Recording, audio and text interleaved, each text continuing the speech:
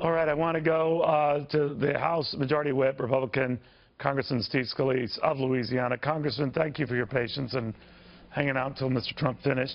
He seemed to be pointing fingers at Republicans who have not been helping him out. He wanted everyone to get on board, but we're told in a number of interviews he and his staff have expressed frustration with Republicans that have not, helped him out, and that this could compromise the election. What do you think of that? Well, Neil, I'd like to see all Republicans and all Americans unite behind Donald Trump because of what's at stake in this election. And you can clearly see a different path. You know, Donald Trump has met with us, and I've asked him about a bill that we put on Barack Obama's desk to gut Obamacare and defund Planned Parenthood.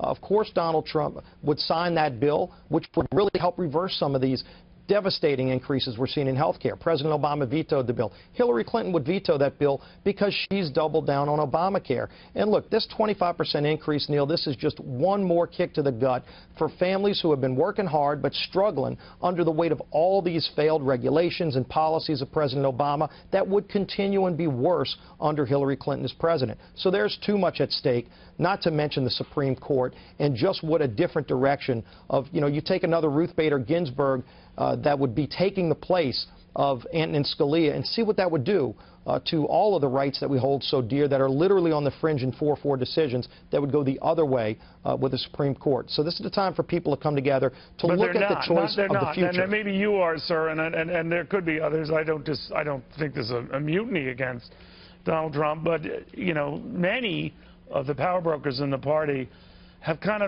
have a hands-off policy with Mr. Trump. It would seem he has raised it, some of his backers have raised it. Is it that big a deal? Is it the kind of thing that could cost him this election, especially if it ends up being a close election, that there, but by a little bit more help of the Republican leadership or Republican establishment? Just today we learned that the former Secretary of State Colin Powell is going to be voting for Hillary Clinton. I don't think that's a huge shock, but that is out there. What do you think? Well, we've seen this throughout this primary season even. And a lot of these are folks who were not on board with Donald Trump when he did get the nomination. But if you look at the other side of it, look at all the Democrats who are dumping Hillary Clinton because of her failed approach, not only on foreign policy, which she's done as Secretary of State, where she's flown all around the world 50 times. I mean, that's an activity to get on a plane and go flying. What do you think of these polls? It's not an accomplishment. Do you think they represent that? A lot of the Trump backers will tell you their support is underrepresented, that there are a lot of people who are out there and interested in voting for Donald Trump. They're just not telling anybody. Could that make up for the gap presently in the polls? Now, there's one IBD poll, Investors Business Daily poll, that has a statistical tie, but outlier though it may be, do you think these polls are accurately reflecting the passion in that audience?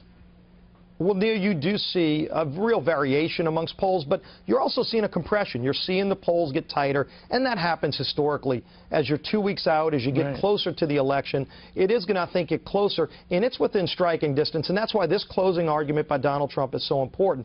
To forget all the, the things that have been said in the past, and he's apologized for things that have been done. It's about the future of this country, and really to excite people about what this could be, what this country could be, again, which it has been in the past. The Ronald Reagan, that shining city on the hill. We're not there right now. You can see it in the low growth. You can see it in the massive unemployment. You can see it in 25% rate increases in Obamacare premiums, not to mention the high deductibles and doctors leaving the system.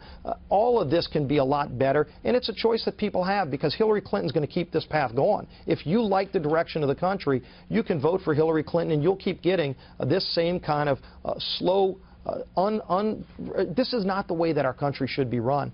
And so he's laying out a different path, and I think it's important for him to stay in the swing states like Florida and Ohio and Pennsylvania and Iowa and continue to make this case and focus on just how great this country can be, because it can be a lot better. It deserves, the people of this country deserve a lot better, and we can get it in 2 weeks. House Majority Whip Steve Scalise, Republican, fine state of Louisiana. Thank you, sir. Great being with you, Neil.